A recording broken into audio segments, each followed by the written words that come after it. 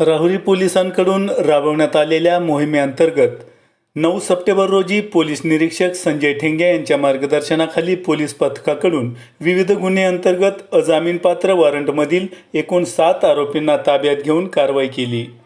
या कारवाईत गफार गुलाब शेख राहणार मैत्रेमळा राहुरी, राहुल गंगाधर कलापुरे राहणार देसवंडी, शारदा संदीप तनपुरे राहणार वाघाचा आखाडा, अक्षय सुरेश कुलते राहणार इंगळे इस्टेट राहुरी, जालिंदर आसाराम पाषाण राहणार उमरे, अनिल उत्तम सरोदे राहणार कानडगाव, रुपेश गोरक्षनाथ लष्करे राहणार वांबोरी या 7 जणांचा समावेश आहे। आरोपींना अटक करून न्यायालयात हजर केलं तसेच जामीनपात्र वॉरंटची अंमलबजावणी केली।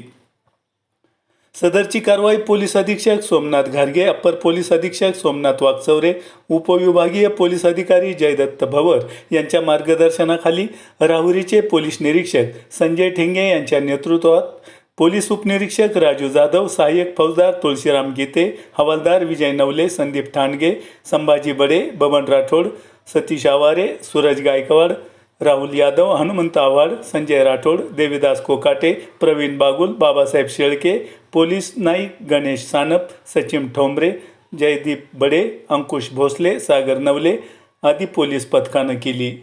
आपण पाहतात India super news Marathi. Bureau report Imran शेखसह मुनीर सय्यद।